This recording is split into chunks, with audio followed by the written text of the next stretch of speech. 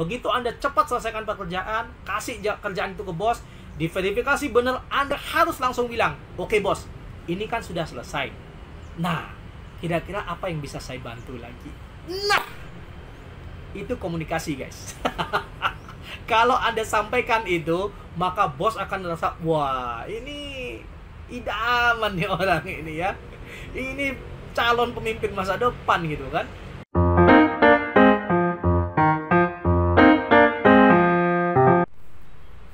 Halo bos, ketemu lagi dengan saya di sesi Coach Rama berbagi strategi. Weekend bos.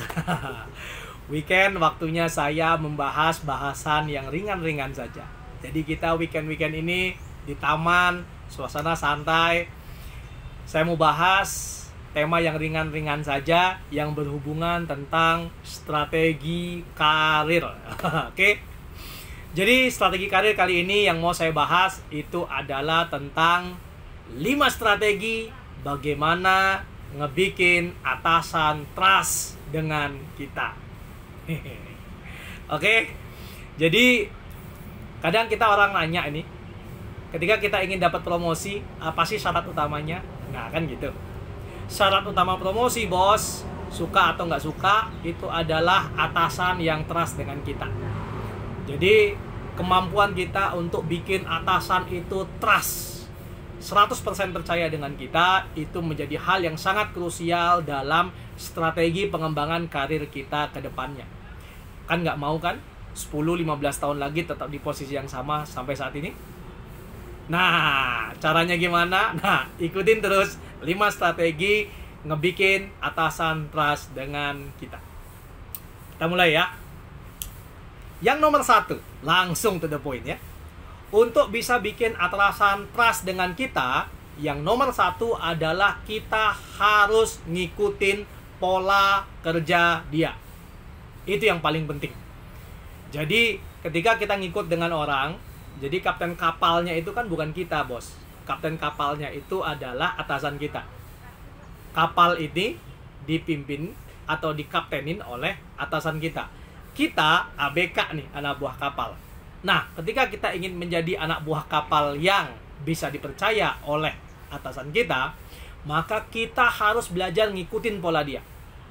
Jangan sampai kita merasa jadi lebih tahu ya, ngerasa lebih tahu dari atasan kita, meskipun mungkin pendidikan kita lebih tinggi, terus wawasan kita lebih luas, bukan berarti kita boleh merasa lebih tahu dari atasan kita.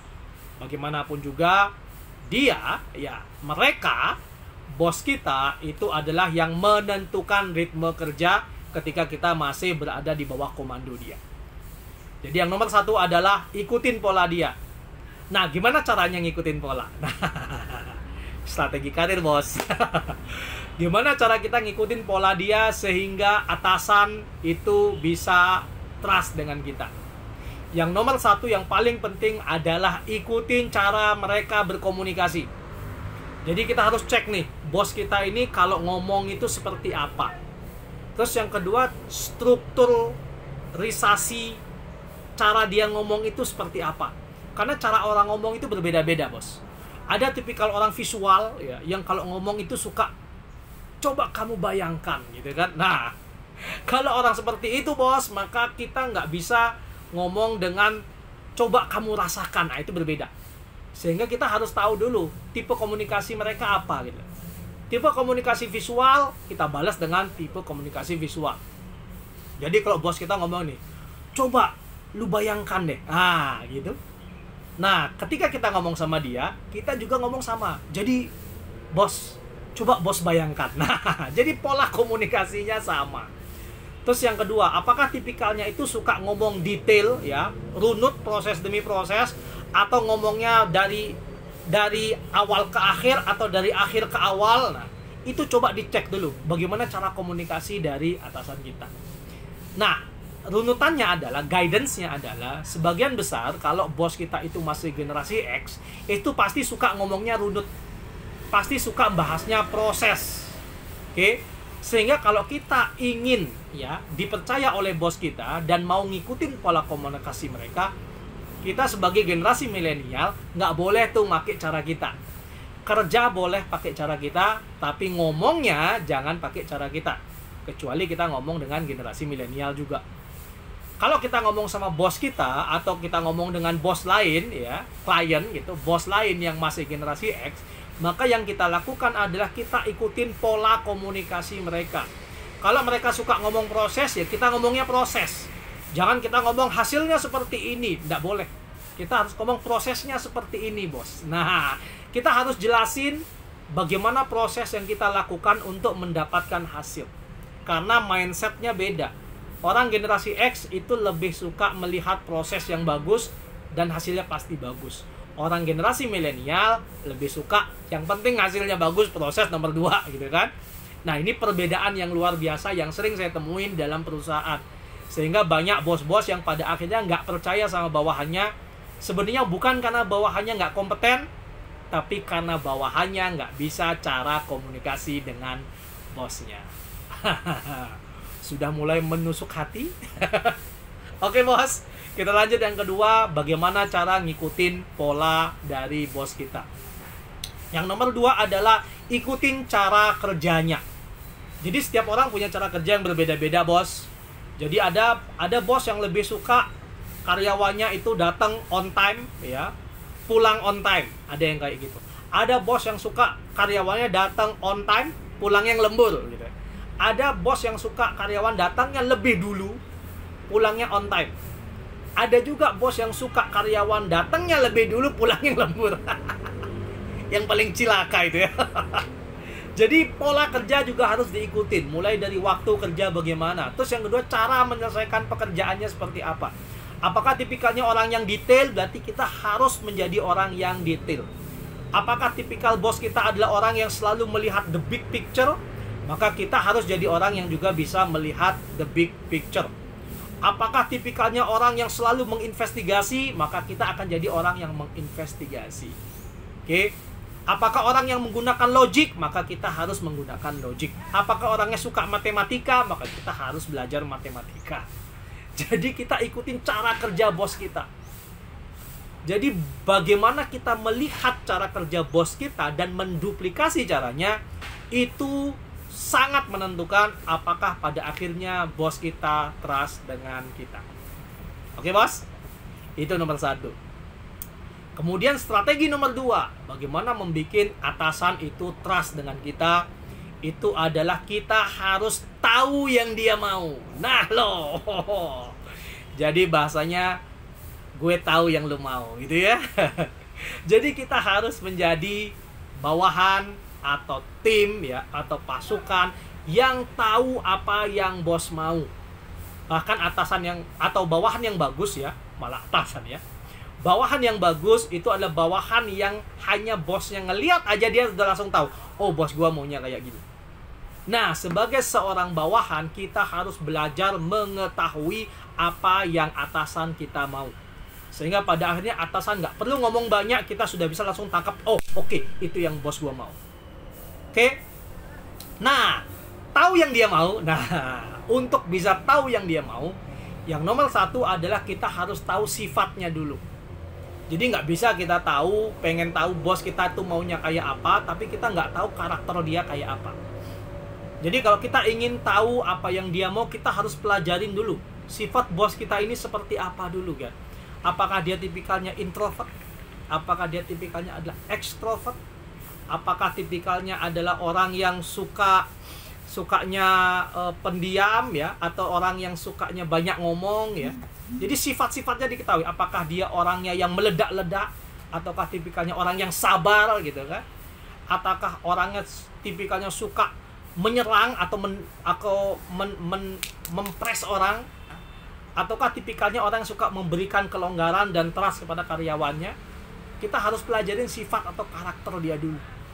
Sehingga mengetahui sifat dan karakternya, iya kan? Ini akan membuat kita lebih mudah untuk membaca apa yang bos kita mau. Oke? Kemudian yang nomor 2, untuk tahu apa yang dia mau, itu adalah kita pelajarin kesukaannya dalam hal sifat. Caranya gimana sih? Gampang, bos. Jadi kalau kita masuk nih, atau kita masih belum tahu nih bos kita maunya kayak apa, kita perhatikan aja 1 minggu bos kita ya, ketika berhubungan dengan orang-orang yang ada di depan-depan kita, yaitu tim sesama tim kita. Kita lihat nih, bos kita ini sukanya saya yang mana, kan kelihatan. Kita tahu nih, kita pelajari nih, oh bos tuh suka yang ini, bos tuh nggak suka yang ini. Kita harus mencoba menjadi pengamat yang jeli kalau kita ingin karir kita bagus. Oke? Oh bos suka yang ini. Nah terus kita teliti nih, kenapa bos suka sama dia? Oke? Nah terus kita tanya, kalau bosnya orangnya ekstrovert, kita boleh tanya, bos, saya lihat bos suka banget sama dia. Nah, kayaknya nih karyawan idaman bos ini. Kalau bilang, oh iya dia memang bagus kerjaannya, Anda langsung tanya, kenapa bos? Boleh saya tahu nggak kenapa sih dia kok bagus? Kenapa sih bos suka sama dia? Nah dia akan jelaskan langsung.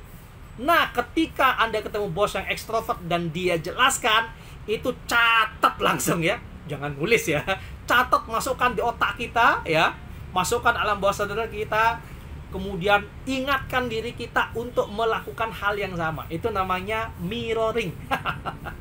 Sehingga kita tahu nih, oh bos kita sukanya ya orang yang seperti ini.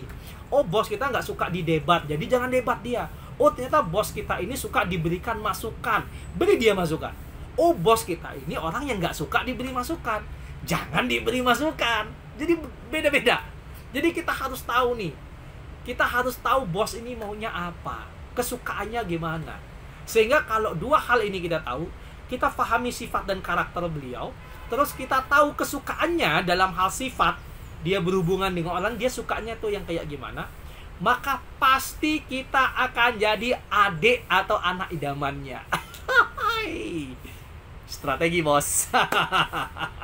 Oke, tolong jangan dibocorkan ini. Oke, itu yang nomor 2, 5 strategi bikin atasan trust dengan kita. Kita masuk ke nomor 3 ya bos. Nomor 3, setelah kita tahu ikutin pola dia, terus kita tahu yang dia mau, yang nomor 3 adalah kita harus belajar jadi sohib bos kita. Nah loh, jadi bos itu kadang sendirian, karena banyak orang yang takut sekali ngedeketin bos, gitu kan. Nah, mengingat fenomena yang seperti itu, justru kita harus gunakan fenomena itu untuk melakukan pendekatan. Sehingga menjadi sohib bagi bos itu menjadi hal yang krusial dalam bikin bos kita trust. Gimana caranya kita bikin sohib ya? Bikin bos kita jadi sohib kita. Yang nomor 1, untuk bikin bos kita menjadi sohib, kita harus berikan sentuhan-sentuhan personal. Nah loh, apa sajakah sentuhan personal itu, gitu kan?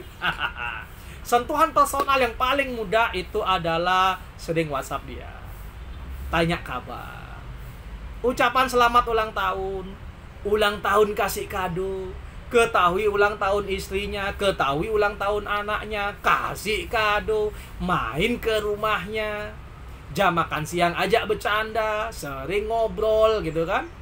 Kalau Anda seperti itu, lama-kelamaan Anda akan punya hubungan yang erat dengan bos kita. Ajak dia bercanda di luar jam kantor kalau dia bisa diajak bercanda.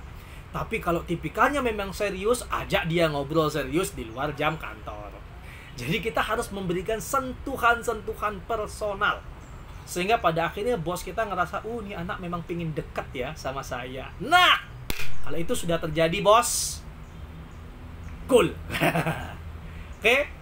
Yang nomor 2, ketika kita ingin jadi sohib, yang nomor 2, setelah kita berikan sentuhan-sentuhan personal, yang paling penting adalah kita harus punya yang namanya intensitas bareng. Itu penting. Witing tresno, jalaran sekong glibet. Itu bahasa Jawa. Jadi witing tresno, jalaran sekong kulino. Jadi suka itu karena sering bareng. Nah, cari waktu di mana Anda bisa meningkatkan intensitas pertemuan Anda dengan bos, intensitas ngobrol dengan bos, sehingga Anda ngerasa bahwa bos Anda itu dekat dengan Anda. Buat sampai ketika ada apa-apa, Anda jadi orang yang pertama dipanggil dengan bos. Oke? Dimulai dari apa? Nah, tahu yang dia mau tadi, yang nomor 2 tadi. Jadi intensitas bareng menjadi hal yang sangat penting. Jangan takut orang bilang, wah dia mah memang pengen ngedeketin bos, pengen ngejilat bos. Biarin aja, guys. Nanti ada caranya itu. Nanti caranya ada di video berikutnya. Bagaimana membuat kita tidak dianggap seperti itu. Oke? Jadi yang nomor 3 adalah jadi sohib. Ingat ya, ketika kita harus jadi sohib sama bos, ada 2. Berikan sentuhan personal. Dan yang nomor 2 adalah perbanyak intensitas bareng kita dengan bos kita. Lanjut? Iya, masih kuat? Nomor 4. Ketika kita ingin atasan kita trust dengan kita, yang nomor 4 adalah dukung dan ingatkan. Itu yang nomor 4. Jadi atasan itu bukan Tuhan yang selamanya benar. Sehingga menjadi bawahan ya, yang bisa mendukung dan mengingatkan bos kita, itu menjadi hal yang sangat krusial. Nah, mendukung dan ingatkan itu ada 3 hal, bos. Yang nomor 1, dukung bos ketika di publik.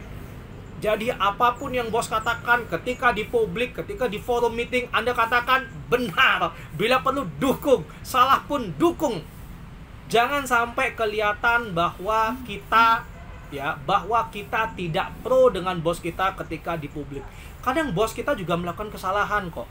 Justru ketika bos itu melakukan kesalahan, kita harus mendukung bos kita sehingga kita bisa mengkoreksi kesalahan bos kita dengan memperbaiki kesalahannya tanpa harus mengkritisi apa yang salah. Nah itu, kalau bahasanya gini, membenarkan itu tidak pernah salah, menyalahkan itu tidak pernah benar. Oke? Jadi bagaimana kita mendukung bos kita di depan publik itu menjadi hal yang sangat krusial, sehingga membuat bos kita merasa terbantu dengan kehadiran kita. Besok kalau ada meeting, bos selalu bilang, ikut, ya boy, ikut gitu. Kita akan selalu jadi salah satu orang kepercayaannya, karena dia tahu ketika dia melakukan kesalahan, kita siap menjadi backup dan untuk memperbaiki, mengkoreksi kesalahannya tanpa orang lain tahu. Oke? Yang nomor 2, untuk mendukung dan mengingatkan bos, yang nomor 2 adalah kita harus mengenrich konsep dia. Oke? Kita harus mengenrich konsep dia. Maksudnya mengenrich gimana? Bos nih cerita nih, ya cerita, misalnya kita jadi orang dekat nih, 1, 2, 3 kan udah dilakukan nih, jadi kita udah cukup dekat nih dengan bos kita. Biasanya kalau udah mulai dekat guys, ya kalau udah mulai dekat nih, biasanya kalau dia punya pemikiran, kita akan termasuk salah satu orang dekat yang dipanggil. Dia akan cerita nih gue punya konsep kayak gini, gitu kan. Nah, ketika bos kita punya konsep yang dia paparkan di depan kita, kita harus bisa mengenrich konsep itu. Makanya ketika kita jadi bawahan, kita harus cerdas. Kita harus punya knowledge yang luas, kita harus punya skill yang bagus. Sehingga ketika bos mengutarakan konsep, kita bisa mengenrich konsep itu sebagai added value dari keberadaan kita. Sehingga bos tahu nih, kalau ngobrol sama kita, dia pasti akan dapat masukan-masukan yang berharga untuk kemajuan strategi dia. Oke? Jadi enrich. Jadi cerdas ya. Banyak-banyak belajar, banyak-banyak baca. Kemudian yang ketiga, dukung dan ingatkan bos itu adalah ingatkan bos kita ketika salah dengan sopan. Nah, cara mengingatkannya pun itu adalah ketika berdua. Jangan pernah ingatkan bos di depan publik. Sehingga ketika bos kita melakukan kesalahan, dukung dia di publik, benarkan dia di publik, ya kan. Wah, pokoknya bos kita mau nggak mau, suka nggak mau, pasti benar gitu kan. Nah, ketika pulang baru ngomong, bos sorry, tadi kayaknya kayak gini nih, saya rasa kayak gini. Nah, baru kita ngomong pelan-pelan itu di belakang ketika hanya berdua saja. Maka meskipun ada bos yang mau dengar, ada bos yang pura-pura nggak mau dengar, tapi sebenarnya dia dengar. Tapi selama kita sopan, bos itu akan tetap menghargai apa masukan yang kita berikan. Itu sebagai wujud bahwa kita perhatian dengan bos kita. Oke? Dan yang terakhir, untuk membuat atasan trust dengan kita, yang paling terakhir, nomor 5, itu adalah bagaimana kita meringankan kerjaannya. Itu. Oke? Meringankan pekerjaan bos akan membuat kita menjadi anak emas. Wah, keren. Oke? Bagaimana cara meringankan pekerjaan bos? Caranya gimana? Nomor satu, buat bisa ngeringanin pekerjaan bos, yang paling penting untuk kita sebagai bawahan agar karirnya moncer, itu adalah gercep dulu. Jadi kalau mau ngeringanin pekerjaan bos, kita harus belajar gerak cepat dulu ketika bekerja. Work fast, work hard, work smart, ya, work fast. Jadi kerjanya cepat. Sehingga ketika kerja kita cepat, kita punya banyak waktu luang untuk membantu bos kita. Lah kerjaan sendiri aja nggak selesai, gimana mungkin kita mau bantu bos? Bagaimana mungkin kita mau ngeringanin pekerjaan bos? Oke, salah satu indikator kita dibilang kompeten guys, ya itu adalah bagaimana kita menyelesaikan pekerjaan dengan cepat atau gercep. Jadi kalau mau ngeringanin kerjaan bos, nomor 1 kuncinya adalah gerak cepat dulu ketika bekerja, work fast, selesaikan pekerjaan dengan cepat sehingga Anda punya waktu luang untuk meringankan pekerjaan bos. Nomor 1 ya. Yang nomor 2, tawarkan bantuan kerjaan. Jadi ketika pekerjaan kita udah selesai nih guys, ya, kerjaan kita udah selesai dan kita sudah punya waktu luang, kita datang ke bos kita dan kita bilang, "Bos, ini pekerjaan saya udah selesai, Bos." Ya, terus tanya. Jangan diam setelah itu. Setelah datang, dicek sama bos, oke, sudah bagus. Nah, terus tanya. Anda harus tanya. Jangan diam dan menunggu bos memberitahu apa yang harus dikerjakan. Jangan. Karena Anda ngomong nggak ngomong, bos tetap ngasih kerjaan. Jadi lebih baik kelihatan Anda punya inisiatif. Begitu Anda cepat selesaikan pekerjaan, kasih kerjaan itu ke bos, diverifikasi benar, Anda harus langsung bilang, "Oke bos, ini kan sudah selesai. Nah, kira-kira apa yang bisa saya bantu lagi?" Nah, itu komunikasi guys. Kalau Anda sampaikan itu, maka bos akan merasa, wah ini idaman nih orang ini ya. Ini calon pemimpin masa depan gitu kan.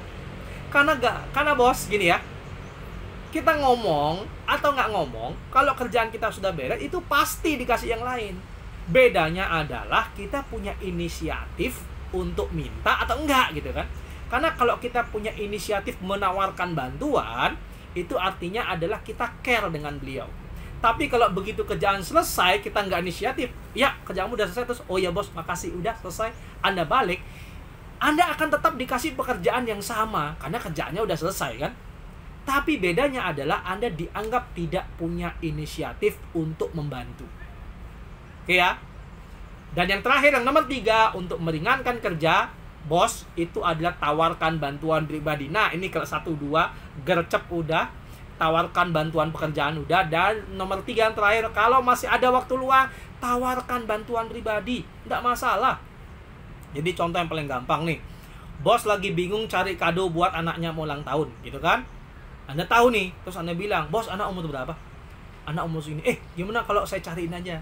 Kemarin saya lihat kado bagus nih. Nah, tawarkan bantuan pribadi. Oke, sehingga bos merasa, wah ini orang luar biasa juga nih gitu kan. Atau misal bos butuh apa, Anda tawarkan bantuan pribadi untuk membantu bos itu menyelesaikan permasalahannya. Oke, itu 5 strategi bos. 5 strategi bagaimana bikin atasan trust dengan kita, sehingga karir kita ke depannya bisa moncer, melejit kayak jet. Oke, kalau dirasa video ini bermanfaat, silahkan subscribe ya, silahkan subscribe, share ya, share, like dan komen. Ada pertanyaan, komen, silahkan, nanti pertanyaan akan kita jawab. Sampai ketemu lagi di sesi Coach Rama berbagi strategi berikutnya. Bye semuanya, work smart. Bye.